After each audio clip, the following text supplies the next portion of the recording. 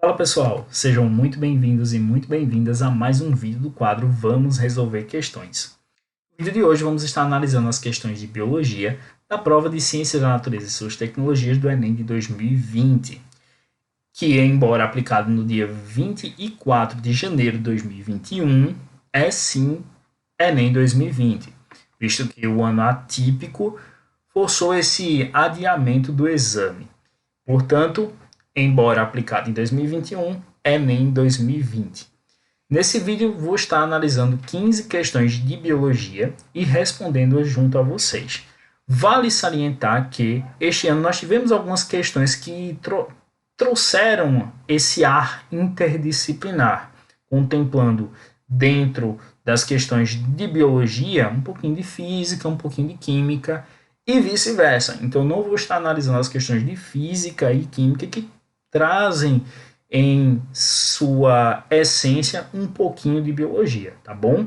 Eu vou estar analisando apenas aquelas que são de fato de biologia, sem fazer uma análise interdisciplinar. Bom, além disso, vou estar deixando, como sempre, aí na descrição do vídeo, um link para que você possa acessar o slide utilizado neste vídeo e acompanhar a resolução, tá bom? Sem mais delongas, vamos para a análise. Os diferentes tipos de café que consumimos nem sempre vêm da mesma espécie de planta. As duas espécies de café mais utilizadas são Coffea canephora e Coffea arabica. A primeira é diploide, 2N igual a 22, e a segunda é tetraploide, 2N igual a 44. Eu vou fazer uma pausa agora para fazer um comentário que se faz pertinente. Embora a questão diga tetraploide, ela apresenta o 2N, que refere-se a uma diploidia. É um erro da questão, tá certo? Então a questão original trouxe o enunciado exatamente dessa forma. Eu vou circular aqui, ó, o 2N, que na verdade deveria ser 4N, tendo em vista que ela é tetraploide, tá bom? Então, N para haploide, 2N para diploide, 4N para tetraploide. Acredita-se que a espécie tetraploide surgiu de um cruzamento natural entre C. canephora, Czinho ali, ó, contração do gênero Coffea, e C. eugenioides, ambas diploides. A questão não informa se a plantinha C. eugenioides apresentava 22 cromossomos. Nós deduzimos que sim, tá bom? Então vamos analisar o enunciado partindo do pressuposto que tanto C. canephora quanto C. eugenioides possuem 22 cromossomos em seus respectivos cariótipos.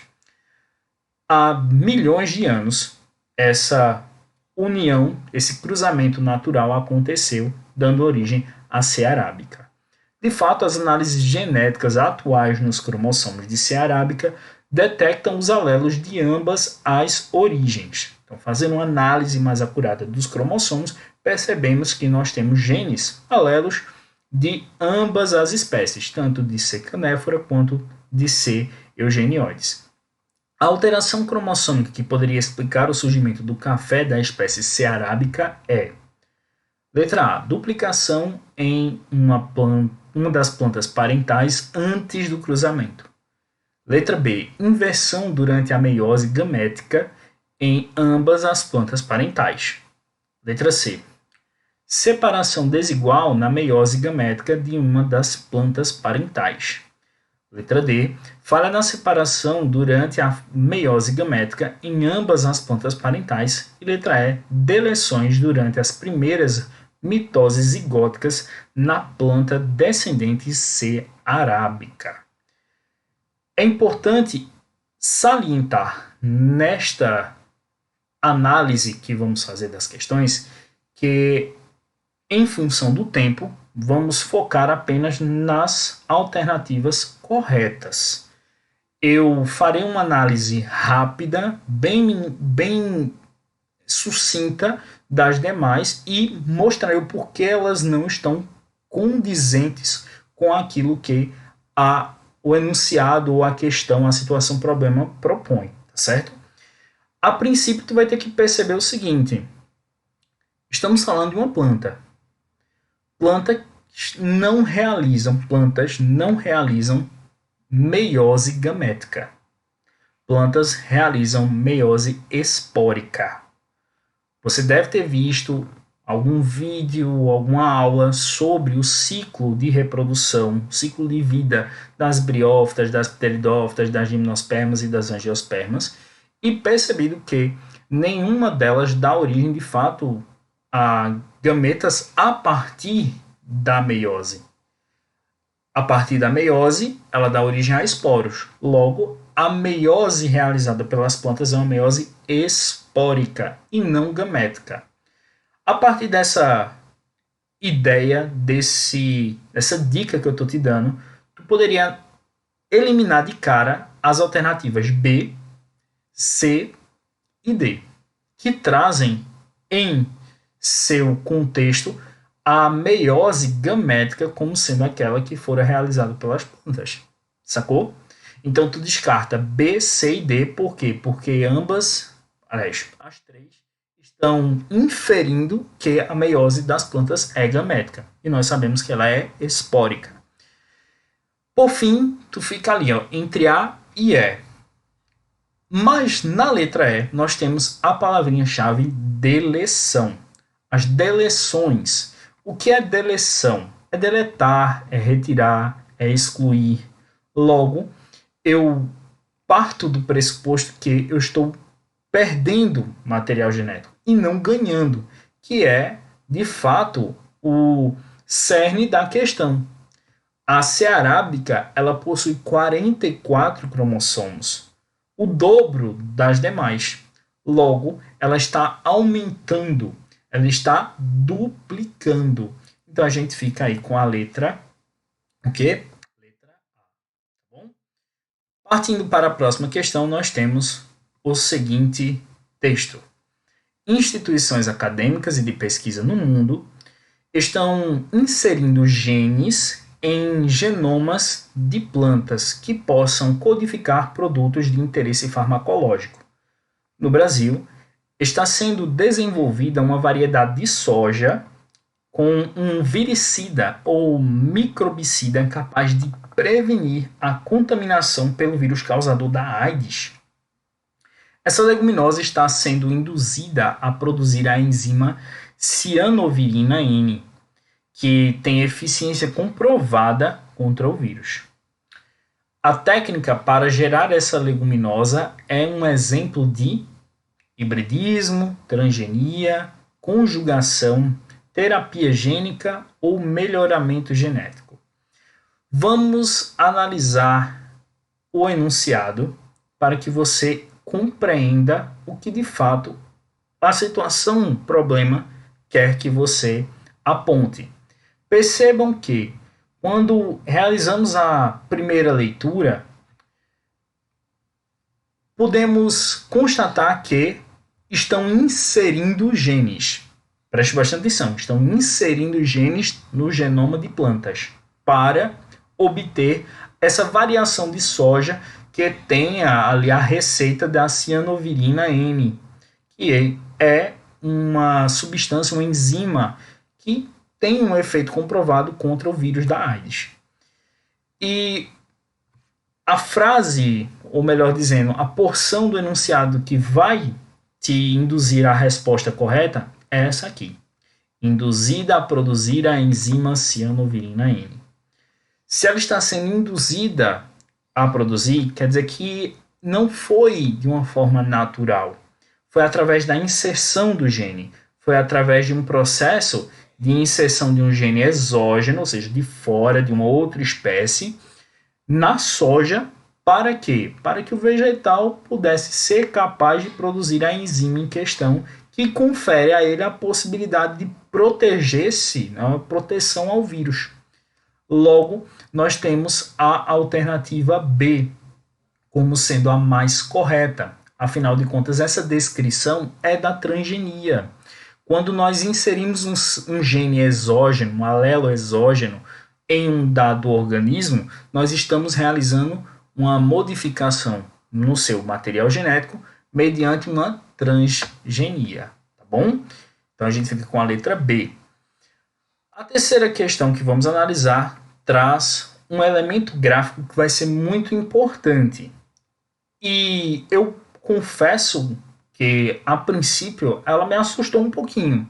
Mas ao fazer uma leitura mais calma do enunciado, da proposta dele, eu percebi que não tinha muito segredo não, tá?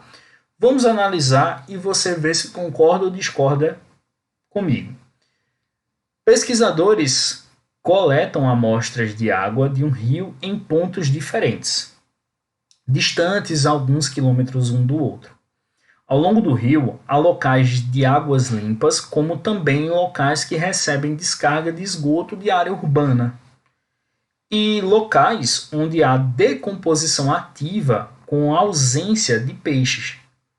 Os pesquisadores analisaram dois parâmetros, o oxigênio dissolvido, OD, e demanda bioquímica de oxigênio, DBO, em cada ponto de coleta de água, obtendo o gráfico.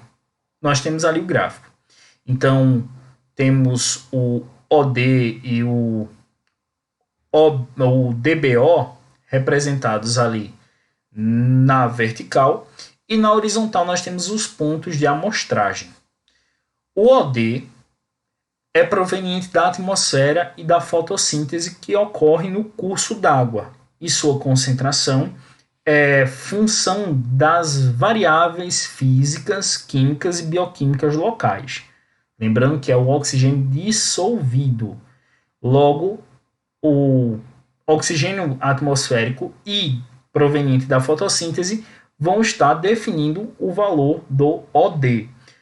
Mas nós temos agora a informação fundamental da questão. A DBO, que é a demanda bioquímica de oxigênio, é a quantidade de oxigênio consumido por micro-organismos em condições aeróbicas para degradar, desculpa, acho que foi um erro na digitação, para degradar uma determinada quantidade de matéria orgânica. Então, essa taxa, esse valor do DBO é referente ao quantitativo de oxigênio que, para organismos aeróbios, é necessária para que ele possa ali realizar a degradação da matéria orgânica presente no local. Sacou? Durante um período de tempo, numa temperatura de incubação específica. Qual ponto de amostragem da água do rio está mais próximo ao local em que o rio recebe despejo de esgoto? Ou seja, qual é o local onde ocorrerá o despejo do esgoto? Qual é o ponto de coleta de água que há realmente esse despejo do esgoto? Nos pontos 1, 2, 3, 4 ou 5? Bom, para tu fazer essa análise, tu vai ter que entender o seguinte, que quanto maior for o DBO, que é justamente a demanda bioquímica do oxigênio, quanto maior for a demanda de oxigênio, maior será a carga orgânica que está sendo despejada no local. Por quê, professor? Perceba na porção que for grifado que a DBO é a quantidade de oxigênio consumido por micro-organismos, ou seja, que o micro-organismo está ali consumindo, para quê? Para degradar quantidade de matéria orgânica. Então, quando aumenta a matéria orgânica, aumenta o consumo de oxigênio. Então, a demanda por oxigênio, a demanda bioquímica do oxigênio, a DBO aumenta. Então, quanto maior for o DBO, maior será a quantidade de matéria orgânica que está sendo degradada, mediante a necessidade, a demanda do oxigênio. Logo, qual é o ponto do nosso gráfico que apresenta o maior DBO? DBO representado pelo maisinho na questão, vai estar ali no ponto 1, próximo ao valor 12, que refere-se a miligramas por litro. elevado a menos 1, tá certo? Então, nós temos ali, ó, o DBO lá em cima, no item 1, no ponto de amostragem 1. Então, nós sabemos qual é a resposta correta. Letra A, ok? Vamos para a próxima questão. Em uma aula sobre metabolismo energético, foi apresentado um experimento clássico realizado por eu acho que é Engelmann, vou chamá-lo assim. Um recipiente contendo bactérias aeróbias e uma alga verde filamentosa foi submetido à iluminação de uma fonte de luz, representada pelo microespectro. Após a explicação, um aluno esquematizou na lousa o resultado do referido experimento. Nós temos ali, ó, a figura representando os resultados obtidos. Percebam que existe um microespectro e que as cores desse microespectro são localizadas ao longo do microespectro. Vermelho, amarelo, verde, azul, anil, violeta. O comprimento da onda, a frequência da onda, vai mostrar qual será a cor do espectro. Isso é um pouquinho de física, tá? Percebam que no espectro vermelho, as bactérias aeróbias aumentam e muito sua quantidade. Já ali pelo espectro anil, puxando para o violeta, entre o azul e o violeta, né? Ali principalmente no anil, nós temos um aumento considerável no quantitativo de filamentos de alga verde. Mas o enunciado diz, considerando a figura, a faixa do microespectro em que a alga possui maior taxa de realização fotossintética é a do... Preste bastante atenção. O segredo está nesse grupo aqui, o grupo das bactérias aeróbias. Por quê, professor? Porque o quantitativo de bactérias aeróbias aumentou, visto que elas possuem oxigênio para realizar os seus processos metabólicos. Elas não são aeróbias? Todo organismo aeróbio faz uso do oxigênio para realizar demanda bioquímica relativa à síntese de energia. Então, a gente percebe que o enunciado ele diz a faixa do microespectro em que a alga possui maior taxa de realização fotossintética é a do... Quando é que a alga verde vai estar realizando maior quantidade, ou melhor dizendo, quando terá ela maior taxa de fotossíntese? Quando houver realmente muito oxigênio. E quando é que há muito oxigênio? Quando as bactérias aeróbias conseguem se reproduzir. Quando essas bactérias encontram de fato muito oxigênio, elas vão ter muita energia e vão começar a aumentar o seu quantitativo. Então, qual é a faixa em que há muito oxigênio? A faixa vermelha, onde eu aumento a quantidade de bactérias aeróbias e, consequentemente, esse aumento é um indicador de oxigênio no local. Ficamos ali, ó, na faixa vermelha, letra E. Ok? Vamos de aguinha. Seguindo a nossa análise, nós temos a seguinte questão. Plantas pioneiras são as que iniciam o processo natural de cicatrização de uma área desprovida de vegetação. Em geral, têm pequeno porte e crescem muito rápido. Desenvolvem-se a pleno sol e são pouco exigentes quanto às condições do solo. Produzem grande quantidade de sementes e possuem ciclo de vida curto.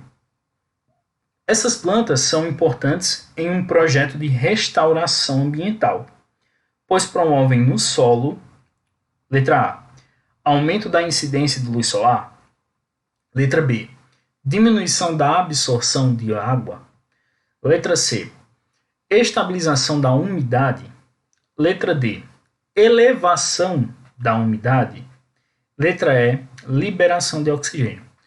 Uma importante inferência que tu poderia fazer é a contradição das alternativas C e D, uma vez que uma refere-se à estabilização da umidade e outra refere-se à elevação da umidade. Se elas são contraditórias, tu pode perceber que uma delas será a resposta correta. Mas tem tanta informação aí legal, professor, tem tanta coisa bacana sobre a restauração ambiental favorecida por esses organismos, por essas plantinhas. Como é que eu poderia chegar na resposta correta? Primeiro, vai ter que entender que isso é um processo de sucessão ecológica, tá? E uma sucessão ecológica secundária, visto que nós estamos falando de restauração ambiental. O que é sucessão ecológica? Um conjunto de fenômenos que vai restabelecer a vida no local, tá bom? E esse processo de restabelecimento de vida se dá a partir de plantas pioneiras. Por quê? Porque existe uma fase, que é a fase ecese, que se caracteriza justamente por apresentar um ambiente inóspito, que não tem de fato ali vida se manifestando em caráter macroscópico, e, portanto, nós vamos ter ali o estabelecimento de comunidades pioneiras, como líquens, musgos principalmente, gramíneas, que conseguem sobreviver em que tipo de ambiente? Num ambiente que pode apresentar grande quantidade de umidade no solo.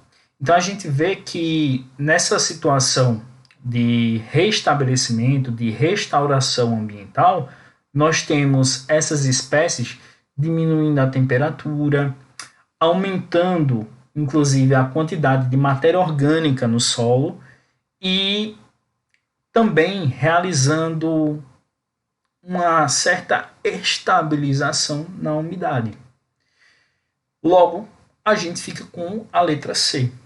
Toda vez que a gente falar em sucessão ecológica, que estivermos mencionando as espécies pioneiras, estas vão trazer uma condição de estabilidade, de homeostasia, podemos dizer assim, do local que terá a vida ou estabelecida ou reestabelecida, dependendo do tipo de sucessão, se ela é primária ou secundária, sacou? Então, nós estamos tentando ali, equilibrar, nós estamos tentando estabelecer um equilíbrio no meio para garantir a sobrevivência daquelas espécies que virão a seguir. Então, não poderia aumentar, nem diminuir, nem elevar, tá certo? Eu tenho que estabilizar.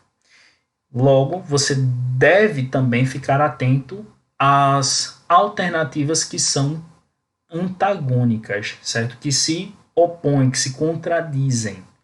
E era o caso da C e da D. Bom, a partir daí, nós temos a questão que traz o seguinte enunciado. Em uma pesquisa, estão sendo testados 5 quimioterápicos quanto à sua capacidade antitumoral. No entanto, para o tratamento de pacientes, sabe-se que é necessário verificar também o quanto cada composto agride células normais. Para o experimento, partiu-se de cultivos de células tumorais, colunas escuras na figura, e células normais, colunas claras, com o mesmo número de células iniciais. 2 grupos controle não receberam quimioterápicos, controle de células tumorais, CT, e de células normais, CN. As colunas 1, 2, 3, 4 e 5 correspondem aos grupos tratados com os 5 compostos. O número de células viáveis após os tratamentos está representado pelas colunas.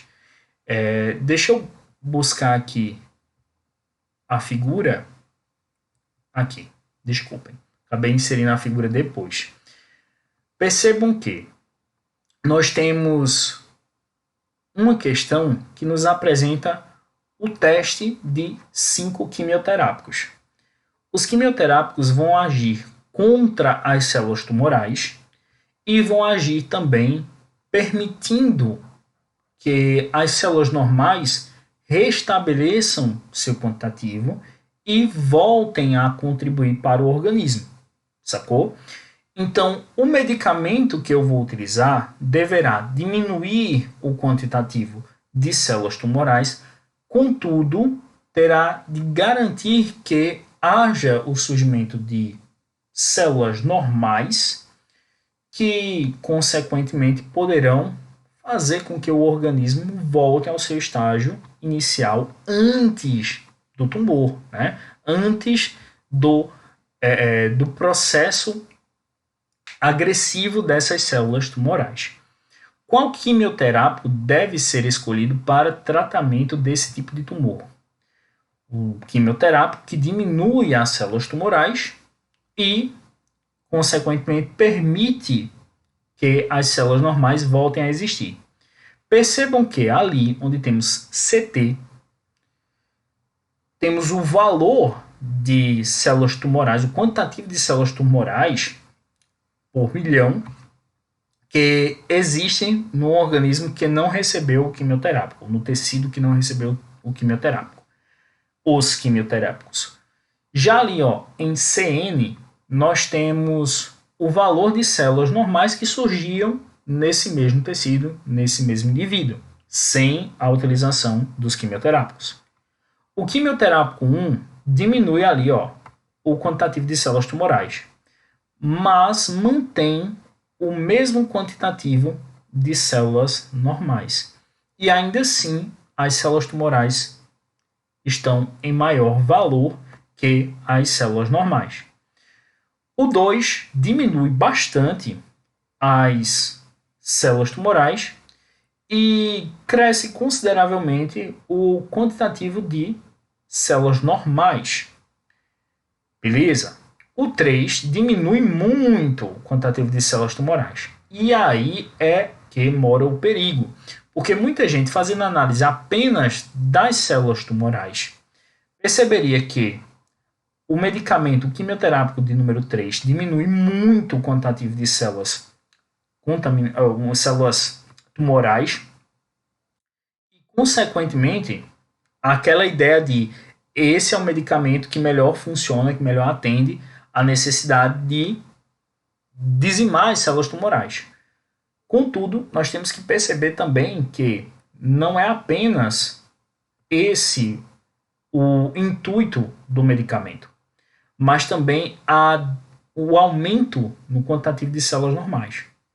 Percebam que aquelas que têm os quimioterápicos que diminuem consideravelmente o quantitativo de células tumorais são o 2 e o 3, certo? E quando estamos falando no aumento de células normais, como destaque nós temos 4 e 2, respectivamente, certo? 4 e 2. 4 aumenta bastante as células normais, mas, em contrapartida, quando analisamos as células tumorais, percebemos que ele também eleva muito o quantitativo de células tumorais. Então, ele não é o indicado, porque ele aumenta as células normais, mas também aumenta as células tumorais.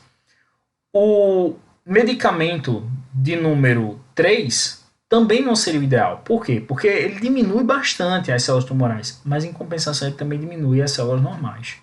A gente precisa de um que diminua as células tumorais e aumente as células normais. Logo, nós ficamos com a letra B, o quimioterápico 2. Tranquilo? Ele diminui as células tumorais, aumenta as células normais.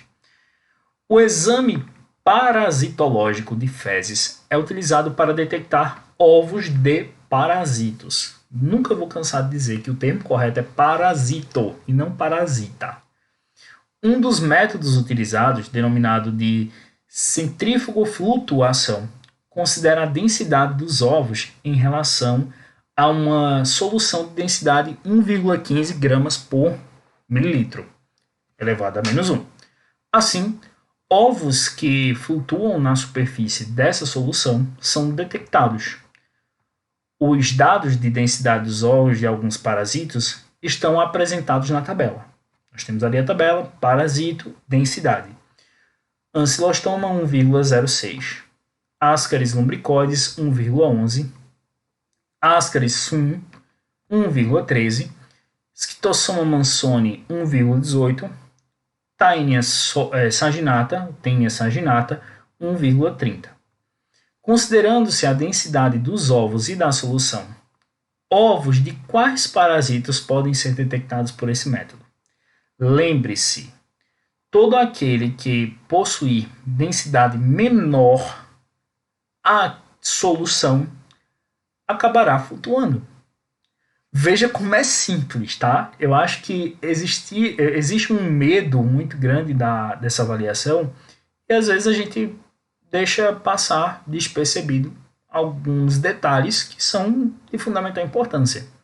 Percebam que a densidade é 1,15. Nós temos três parasitos mencionados em cada alternativa. Logo, tu poderia reconhecer que existem apenas 3 parasitos que possuem densidade inferior a 1,15.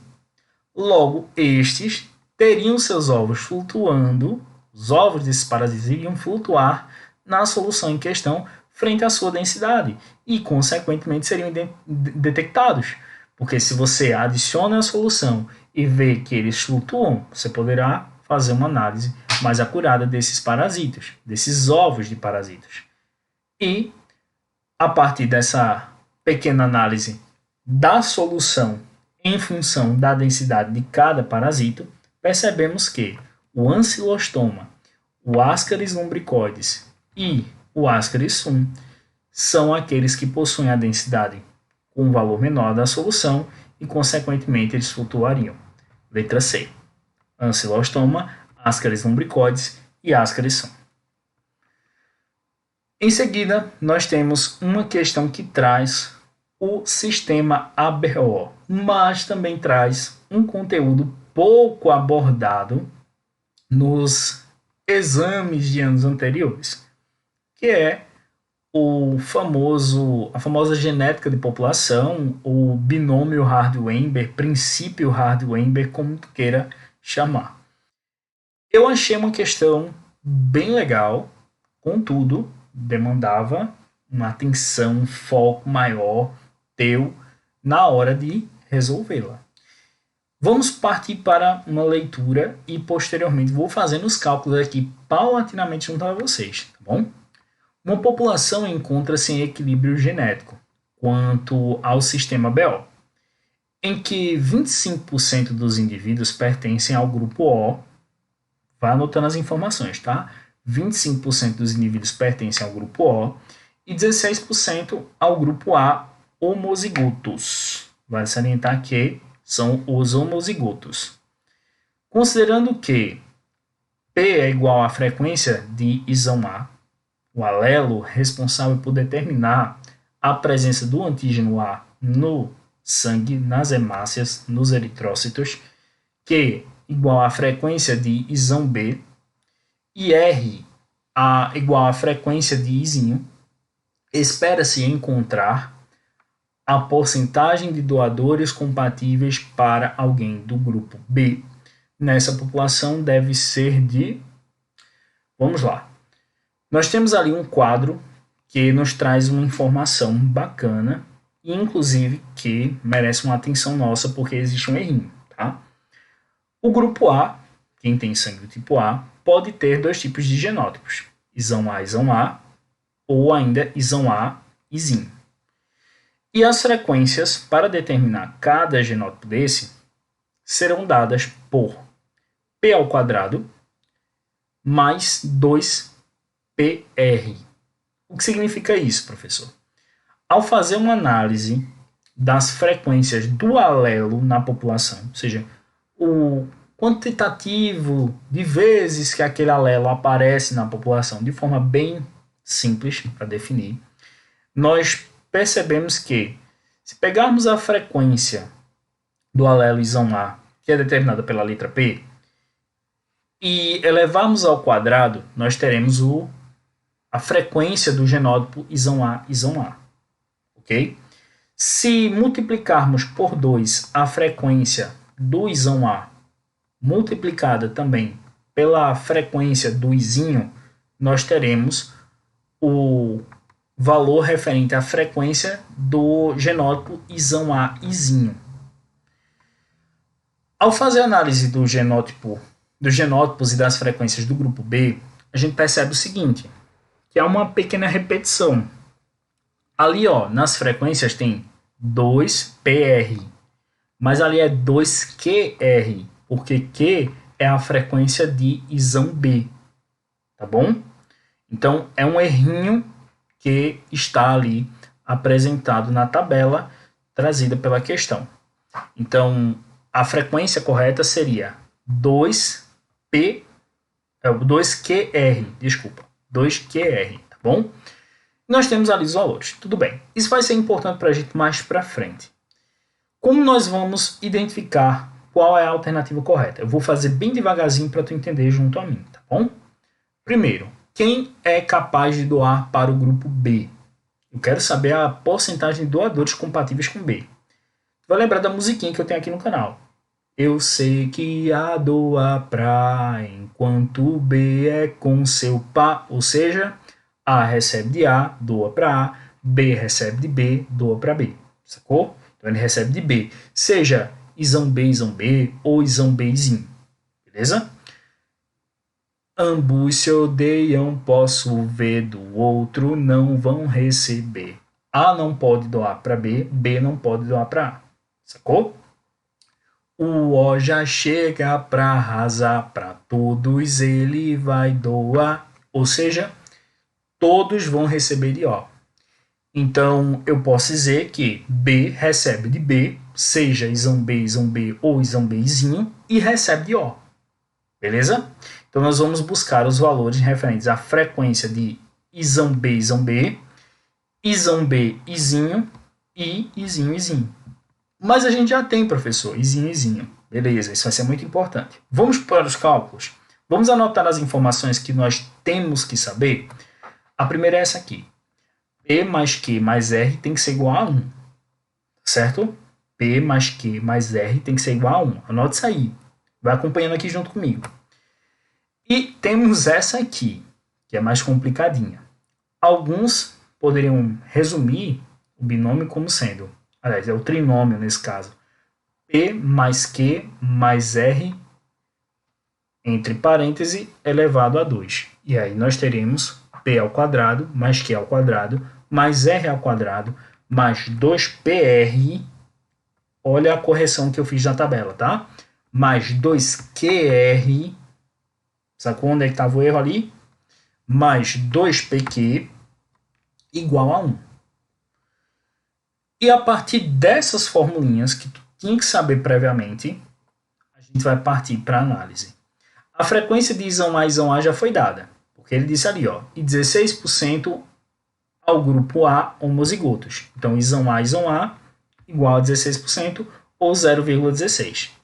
A frequência de izinho também foi dada, que é a frequência de quem é do tipo O, 25% ou 0,25.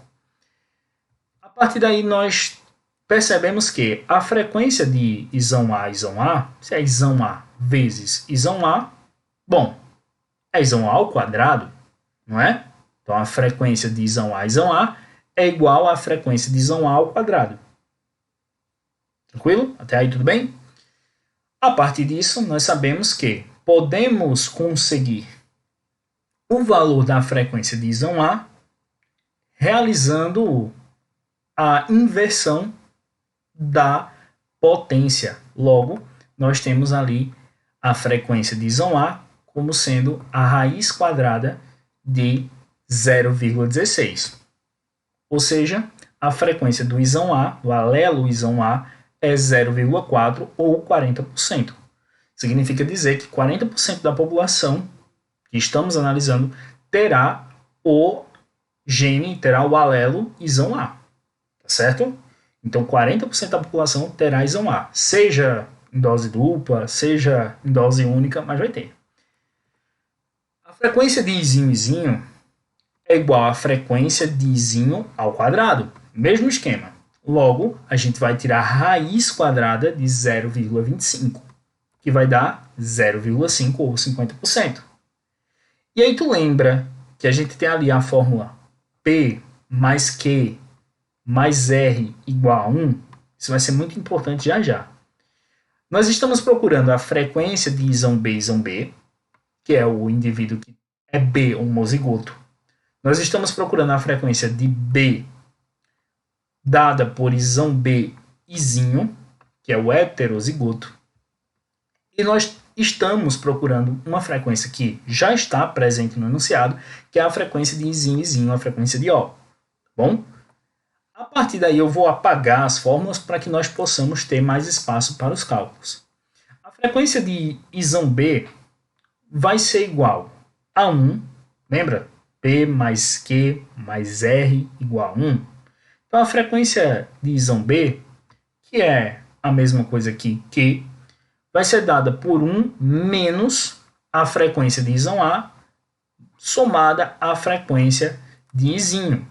Então nós vamos ter a frequência de ISOM B igual a 1 menos, abre parêntese, 0,4 mais 0,5, fecha parêntese. Frequência de ISOM B será 1 menos 0,9. Frequência de ISOM B vai ser igual a 0,1. Opa, estamos chegando lá. A frequência de ISOM B, portanto, é 0,1 vezes 0,1, que dá 0,01. Então, nós temos a frequência de B homozigoto. E a frequência de ISOM Bzinho, professor, vai ser 2QR, que é justamente o dado errado. Sacou? 2QR. Que significa 2 vezes 0,1, que é a frequência do alelo ISOM B, multiplicado por 0,5, que é a frequência do alelo Izinho. Então, nós teremos ali 0,01 como sendo a frequência de ISOM B. Descobrimos agora que 0,10 é a frequência de ISOM B Izinho. E a frequência de Izinho a gente já tinha ali no enunciado, que era 0,25 ou 25%. Eu sugiro que, antes de ver essa resolução, tu realmente se aproprie do conteúdo de genética de populações. Por quê? Porque, às vezes, não dá tempo de teu professor abordar a genética de população, até porque ela é pouco cobrada. Então, provavelmente alguns de vocês não viram a genética de populações, certo? Então, talvez eu esteja falando grego aqui. Confesso que no ano de 2020 eu não consegui contemplar genética de população.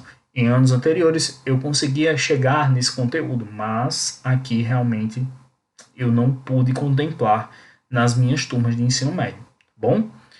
E como eu estou fazendo essa análise, esse comentário agora, pessoal, eu vou gravar um vídeo à parte, no qual eu vou fazer comentários sobre a prova de modo mais leve, mais livre, tá bom? E aí vocês podem acompanhar aqui no canal também. Nós temos agora os valores das frequências que podem dar origem a genótipos que são compatíveis com o grupo que vai receber a doação. Nós vamos somar esses valores e vamos obter 0,36 ou 36%. Logo, nós temos como alternativa correta a letra D. Foi difícil essa, né? Eu sei, por isso que eu preparei o cálculo paulatinamente para a gente ir analisando. Olha a aguinha. A fragmentação dos hábitats é caracterizada pela formação de ilhas da paisagem original, circundadas por áreas transformadas. Esse tipo de interferência no ambiente ameaça a biodiversidade. Imagine que a população de onças foi isolada em uma mata pequena. Elas se extinguiam mesmo sem terem sido abatidas. diversos componentes da ilha de Habitat, como o tamanho, a heterogeneidade, o seu entorno, a sua conectividade e o efeito de borda são determinantes para a persistência ou não das espécies originais. Uma medida que auxilia na conservação da biodiversidade nas ilhas mencionadas no texto compreende, letra A formação de microhabitats, letra B, ampliação do efeito de borda, letra C, construção de corredores ecológicos, letra D, promoção de sucessão ecológica, letra E, introdução de novas espécies de animais e vegetais. Percebam que nós estamos falando de conservação da biodiversidade. Eu estou conservando. Se eu estou conservando, eu tenho que partir do pressuposto que eu tenho as espécies, eu tenho o ambiente, mas ele está sendo fragmentado. Eu estou fragmentando o hábitat. Isso, consequentemente, vai gerar um dano, vai gerar um prejuízo. E o que está sendo mencionado é que onças isoladas em uma mata pequena tendem ao processo de extinção dado o próprio ambiente pequeno. Então, formação de microhabitats não vai funcionar para preservar esse tipo de espécie, que morre quando não tem espaço, certo? Quando nós temos ali ampliação do efeito de borda, nós temos que ter cuidado com a palavra ampliação, porque ela chama atenção e, consequentemente, faz com que o estudante que esteja resolvendo a questão pense como sendo uma coisa boa. Afinal de contas, eu estou ampliando. Mas o efeito de borda é algo que vai minimizando o território, visto que irá afetar o entorno do habitat. Ok? Então, nós estamos afetando o entorno e, consequentemente, nós estamos cercando aquele local e diminuindo o espaço para essas espécies que tanto precisam do ambiente. Bom, construção de corredores ecológicos. E essa aí, Gabriel? Bom, a conservação da biodiversidade traz consigo a ideia da conectividade. A sua conectividade, que eu acabo de grifar, refere-se justamente à conexão desses fragmentos do habitat, dessas famosas ilhas da paisagem original. Nós estamos conectando as ilhas, promovendo justamente um fluxo gênico naquele local. Nós estamos criando corredores ecológicos que permitirá, inclusive, com que eu possa deslocar animais, eu possa contribuir para a dispersão de sementes e fazer com que a biodiversidade persista naquela área, naquelas áreas, nos fragmentos do habitat. Logo, nós ficamos com a letra C. Promoção de sucessão ecológica, reestruturar. Como é que eu vou reestruturar? A nível básico, a nível de seres primários, visto que eu estou perdendo as espécies mais complexas, as espécies que vêm como consequência da sucessão ecológica. E introdução de novas espécies, novos animais, novos vegetais, eu estou muitas vezes fazendo com que espécies exóticas sejam inseridas no meio e tentem competir com as espécies nativas, e isso vai gerar, sim, extinção. Ok? Grandes reservatórios de óleo leve de melhor qualidade e que produz petróleo mais fino foram descobertos no litoral brasileiro numa camada denominada pré-sal, formada há 150 milhões de anos. A utilização desse recurso energético acarreta para o ambiente um desequilíbrio no ciclo do nitrogênio, devido à nitrificação ambiental, transformando amônio em nitrito. Nitrogênio, devido ao aumento dos compostos nitrogenados no ambiente terrestre. Carbono, devido ao aumento dos carbonatos dissolvidos no ambiente marinho. Carbono, devido à liberação das cadeias carbônicas aprisionadas abaixo dos sedimentos. ou fósforo, devido à liberação dos fosfatos acumulados no ambiente marinho. A, B, C, D ou E. Analise comigo este fragmento. Essa aqui vai ser a nossa palavra-chave no enunciado. A utilização desse recurso energético. Recurso energético, ou seja, eu estou utilizando o petróleo como fonte de energia. Como é que a gente vai utilizar um combustível fóssil como fonte de energia? É justamente através do quê? Do processo de combustão. Pessoal, a gente está falando de gerar energia, a gente está falando de produzir ali energia a partir do óleo, aliás, através do petróleo. Logo, nós temos como consequência a emissão de gases poluentes, o dióxido de carbono e, consequentemente, nós ficamos com a letra C, carbono devido ao aumento dos carbonatos dissolvidos no ambiente marinho. Bom, então nós vamos estar realizando combustão desse material e, consequentemente, isso vai aumentar o carbonato. Automaticamente ele vai ser dissolvido na água, seja diretamente ou indiretamente. Tá bom? Descarta nitrogênio, descarta fósforo, não tem nada a ver. Vamos seguindo. Grupos de proteção ao meio ambiente conseguem resgatar muitas aves aquáticas vítimas de vazamentos de petróleo. Essas aves são lavadas com água e detergente neutro para a retirada completa do óleo de seu corpo e, posteriormente, são aquecidas, medicadas, desintoxicadas e alimentadas. Mesmo após esses cuidados, o retorno ao ambiente não pode ser imediato, pois elas precisam recuperar a capacidade de flutuação.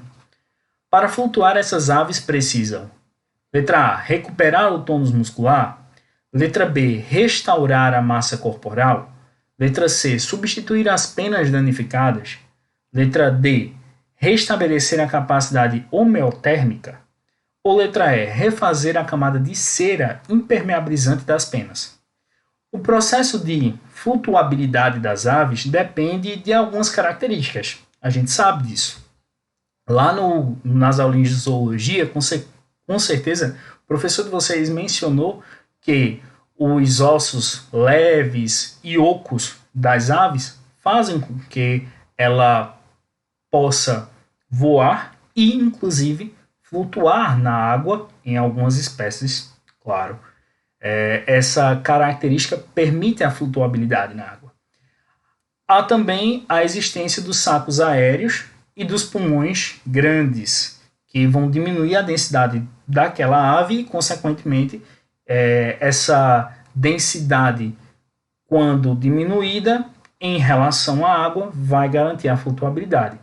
Mas, mesmo com tudo isso, se essa ave não tivesse uma glândula chamada glândula uropigial, ou alguns chamam de glândula uropigiana, ela não teria a capacidade de impermeabilizar as penas mediante o passar dessa substância que é produzida através dessa glândula sebácea nas suas penas, e, consequentemente, elas encharcariam de água e ela afundaria. Então, a ave ela precisa ativar essa glândula com o bico, que fica geralmente na região posterior, e passar a secreção, distribuir essa secreção sobre as penas. Isso vai fazer com que ela lubrifique as penas e garanta sua flutuabilidade.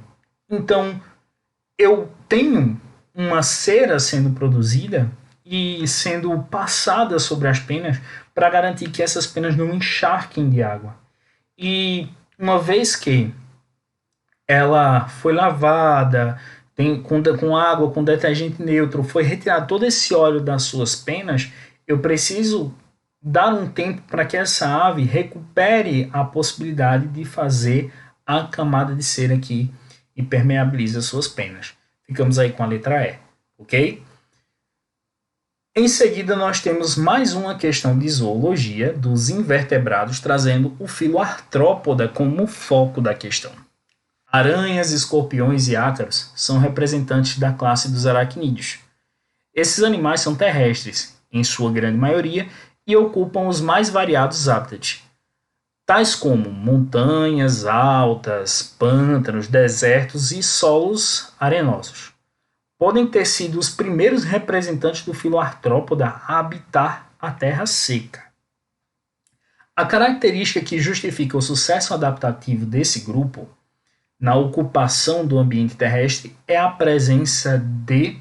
Vamos lá. Qual é a característica mais enfatizada nas aulas de zoologia do grupo dos artrópodes, do filo artrópoda? É a presença do exoesqueleto. Quando nós temos ali a letra A, quelíceras e pedipalpos que coordenam o movimento corporal, estamos apresentando as quelíceras e os pedipalpos, que são nada mais nada menos que apêndices articulados, que ficam na região posterior do animal. As quelíceras são um par de apêndices articulados pertencente à região pré-oral, enquanto o par de apêndices que a gente conhece como pedipalpos são articulações móveis, que alguns até confundem com bracinhos, né, com pequenas patinhas que vão servir para manipular os alimentos e muitas vezes inocular até mesmo os espermatóforos no poro genital da fêmea, em algumas espécies. Então, não estou tendo essas estruturas como uma característica adaptativa de sucesso para a habitação em ambiente terrestre. O que é que o ambiente terrestre traz como sendo um problema para os animais? É a exposição ao sol, consequentemente, a ausência da água vai fazer com que ele desidrate. Então, quando a gente fala em conquista do meio terrestre, estamos falando de desidratação impedida graças a alguma estrutura. Então, alguns animais adquiriram uma porrada de características que favoreceram a sua efetiva conquista ao meio terrestre. Mas toda vez que a gente fala em adaptação, em evolução no que concerne a sobrevivência do animal naquele meio que ele está ali agora exposto à luz do sol e distante da água, tendo que muitas vezes passar horas ou até dias longe do recurso, bom, nós estamos tendo aí como um sucesso evolutivo as espécies que conseguiram vencer a desidratação. Logo, a única alternativa que traz essa ideia de uma estrutura que permite essa adaptação, permite essa evolução, melhor dizendo, é aquela que traz o exoesqueleto. Excreção de ácido úrico confere estabilidade ao pH corporal? Não. Excreção pH corporal nada a ver com a desidratação em tela referente à ocupação no ambiente terrestre. Circulação sanguínea aberta que impede a desidratação dos tecidos, a gente pode pensar, né? Poxa, impede a desidratação dos tecidos, mas a circulação vai impedir isso? Tem certeza? Vamos analisar o contexto da circulação dos animais para ver se realmente há essa interferência da circulação, do sistema circulatório no que concerne a desidratação. E o sistema nervoso ganglionar promovendo aí a coordenação central do movimento corporal. Será que foi isso? Acho que não. Eu acho que realmente é o exoesqueleto constituído de quitina que auxilia no controle hídrico corporal. Ok? Vamos para a próxima questão, que diz o seguinte. Uma população, momento A, sofre isolamento em duas subpopulações, momento B, por um fator de isolamento 1. Passado um tempo, essas superpopulações apresentam características fenotípicas e genotípicas que as distinguem, momento C, representadas na figura pelas tonalidades de cor. O posterior desaparecimento do fator de isolamento 1 pode levar, no momento D, às situações D1 e D2. Professor, não entendi bolhufas. Analisa direitinho aí comigo, tá? Existia uma população no momento A. Olha a figura, tá? Fica analisando a figura, enquanto eu vou descrevendo. Existia ali uma grande população no momento A. Uma barreira, um fenômeno que, consequentemente, fez com que houvesse o isolamento da espécie em dois grandes grupos, em duas subpopulações, foi instaurado ali naquela barrinha preta com o algarismo romano 1, ok? Então, nós temos ali, no momento B, a separação daquela grande população em duas subpopulações. Posteriormente, houveram pequenas mudanças, ou melhor, grandes mudanças no genótipo e no fenótipo das espécies, fazendo com que eu tivesse uma modificação no próprio material genético das subpopulações, tornando-as agora duas espécies distintas. A espécie C, a espécie escura, representada em C, e a espécie clara. Posteriormente, o fator que isolava as espécies sumiu. E em D, nós tivemos duas realidades. Uma, onde nós tivemos o surgimento, o estabelecimento de duas subpopulações divididas ainda, né? Duas populações que ainda mantêm essa diferença entre si, não de fato cruzando entre si, e nós temos aquela que é representada em D2, uma espécie de união entre essas duas espécies geradas. No final das contas, nós temos três espécies distintas sendo enfatizadas, sendo mostradas, apresentadas através da figura. Em D1, duas permanecem isoladas, duas permanecem sem uma interação maior, enquanto em D2 nós tivemos essa interação e uma nova espécie surgiu do cruzamento, talvez, daquelas que foram instauradas no momento C. A representação indica que, no momento D, na situação, e aí nós temos as alternativas. D1 ocorre um novo fator de isolamento geográfico.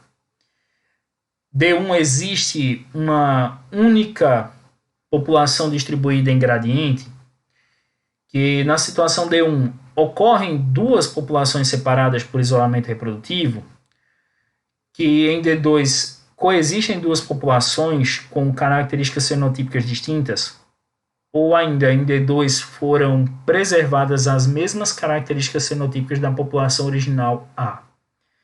Percebam que houve ali uma especiação alopátrica. O que é uma especiação alopátrica? É uma especiação geográfica, onde uma barreira geográfica surgiu e separou aquela população em duas subpopulações que posteriormente deram origem a espécies diferentes. Então, no momento C, nós temos ali duas espécies diferentes. Posteriormente, em D1, houve a possibilidade dessas espécies interagirem no mesmo local, sem a barreira, mas mantendo ainda aquela segregação. Enquanto em D2, elas se misturaram e deram origem a uma nova espécie. Beleza? A partir daí, a gente vai analisando as alternativas, tentando entender essa caracterização fenotípica e genotípica que passou a existir. Quando a alternativa A diz D1 ocorre um novo fator de isolamento geográfico, não tem um fator de isolamento geográfico. As espécies já foram estabelecidas e o fator de isolamento geográfico já foi retirado. O enunciado disse isso para a gente, que não há o fator de isolamento 1. Eu retirei o fator de isolamento, que era uma barreira geográfica. Agora elas interagem, mas, como são espécies diferentes, não querem mais cruzar entre si. Ok? Então a gente descarta a letra A. Letra B. D1 existe uma única população distribuída em gradiente. Gradiente? Será? E uma única população, nós temos duas, bem estabelecidas mediante as cores. Então a gente descarta a letra B. Letra C. D1 ocorrem duas populações separadas por isolamento reprodutivo. Exatamente. A gente fica com a letra C. Por que não D? Por que não é? Na D. D2 coexistem duas populações com características fenotípicas distintas? Não. Elas unificaram-se. Elas começaram a reproduzir entre si e, consequentemente, deram origem a uma nova espécie. Não existem duas populações. Existe apenas uma. D2. Foram preservadas as mesmas características fenotípicas da população original A? Em A, a figura era branquinha. Agora ela está cinza em D2. Então houve uma mudança. E olhe que o enunciado enfatizou. Apresentam características fenotípicas e genotípicas que as distinguem. Desde o momento C. Ok? Então a gente fica com a letra C. Em seguida, na indústria farmacêutica, é muito comum o emprego de substâncias de revestimento em medicamentos de uso oral, pois trazem uma série de benefícios como alteração de sabor em medicamentos que têm um gosto ruim, melhoria da assimilação do composto, entre outras ações. Alguns compostos poliméricos, à base do polissacarídeo celulose, são utilizados para garantir que o fármaco seja somente liberado quando em contato com soluções aquosas cujo pH se encontre próximo à faixa da neutralidade. Quanto é um pH neutro, tu lembra? É ali, ó, 6,5 para 7, beleza? Qual é a afinidade do uso desse revestimento à base de celulose? Ou seja, o comprimidinho que a gente compra e vem com aquela cápsulazinha tem uma afinidade com soluções aquosas que tem um pH mais próximo ao neutro. pH ácido? Não. pH básico? Não. Não permite que aquela capa seja destruída, seja degradada. Consequentemente, eu preciso encontrar uma solução aquosa de pH próximo ao neutro. Qual será o ambiente ideal dentro do nosso TGI, nosso trato gastrointestinal, que favorecerá a dissolução dessa cápsula? Bom, é nesse ponto que eu trago uma imagem que não fez parte do Enem, mas eu estou trazendo aqui para que você entenda melhor. Dá uma olhadinha nessa relação entre local e gradiente de pH. No jejum, pertencente ao intestino, nós temos um pH ali, ó, entre 7 e 9. No cólon, intestino grosso, nós temos entre 5 e 7. No íleo, parte também do intestino, temos entre 7 e 8. No estômago, 1,5 e 5. No duodeno, entre 5 e 7. Lembram? Entre 6,5 e 7, neutro. Percebam que as soluções aquosas com pH próximo ao neutro estão onde? No intestino. Tá certo? Logo, a gente percebe o seguinte. Qual é a finalidade do uso desse revestimento à base de celulose? É diminuir a absorção do princípio ativo no intestino? Não. No intestino há afinidade com a cápsula, logo, consequentemente, a cápsula vai se desfazer e o intestino vai aumentar a absorção do princípio ativo e não diminuir. Impedir que o fármaco seja solubilizado no intestino? Não. Há uma afinidade com a celulose lá no intestino. A gente acabou de falar sobre isso. Logo, nós não teremos um impedimento, pelo contrário. Garantir que o fármaco não seja afetado pela ação das secreções gástricas? Opa, perfeito. Ô professor, por quê? Como assim? Não entendi. Vamos lá. Analise ali comigo. Pois trazem uma série de benefícios, como alteração do sabor, medicamentos que têm um gosto ruim, melhoria da assimilação do composto, entre outras ações. E, em seguida, menciona-se que o polissacarídeo celulose garante que o fármaco seja somente liberado quando em contato com solução aquosa cujo pH se encontra próximo da faixa da neutralidade. Garantir é assegurar, é fazer com que não haja nenhum fator externo ou nenhum outro fator que venha a alterar a composição do medicamento, a eficácia do medicamento. Então, sim, a gente faz com que essa cápsula de celulose garanta que o fármaco não seja afetado pelas ações das secreções gástricas. Apenas quando chegar em um local com solução aquosa de pH neutro, ou próximo do neutro, haja a liberação de fato do princípio ativo do medicamento, fazendo com que ele atue no organismo, tá bom?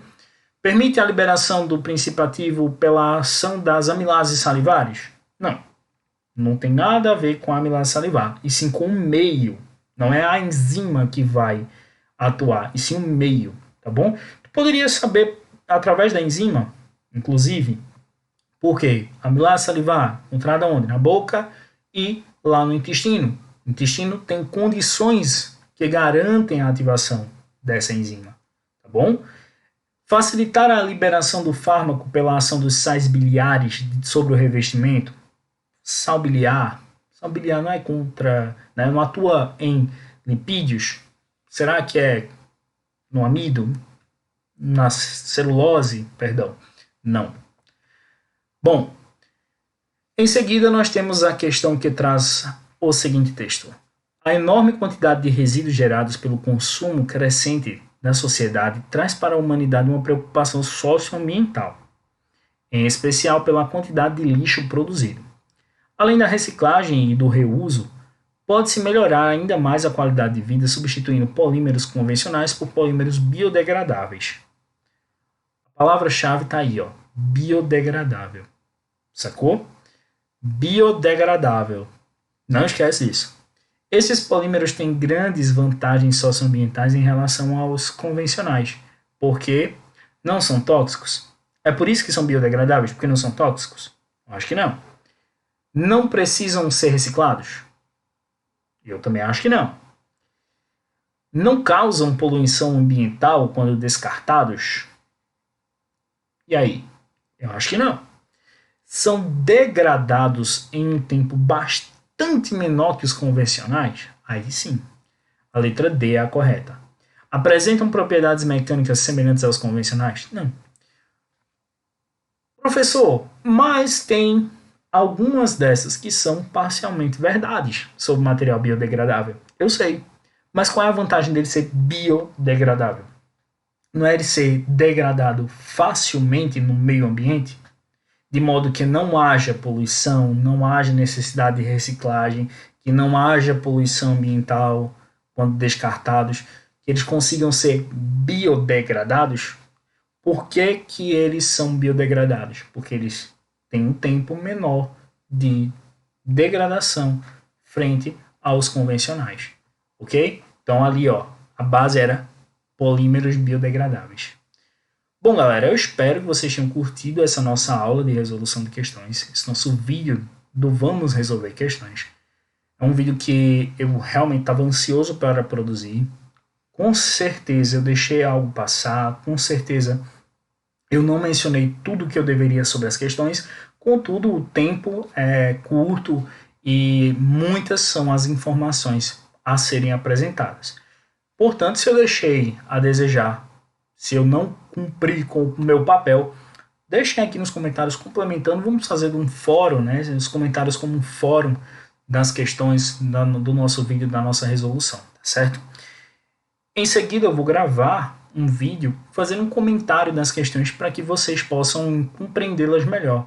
Então, quem sabe, através desse vídeo eu não possa explanar melhor a minha opinião sobre cada questão. Esse vídeo foi mais engessado para fazer a análise e a resolução delas, mas o próximo será apenas comentando-as, tá bom? Se você Gostou desse vídeo? Deixa seu like, compartilhe este com os seus amigos. Não esqueça de se inscrever no canal e ativar o sininho para receber notificação sempre que houver vídeo novo no nosso canal. Esse canal é uma iniciativa para que nobres alunos que estão se preparando para o Enem e os vestibulares possam compartilhar um pouquinho do seu conhecimento comigo e aprender um pouco com aquilo que eu também compartilho. Não se esqueça de me seguir nas redes sociais, no Facebook, no Twitter e no Instagram. Lá tem dicas todos os dias para você que está se preparando para ingressar no ensino superior. Então, fiquem com Deus, um cheiro bem grande e até a próxima aula. Tchau, tchau.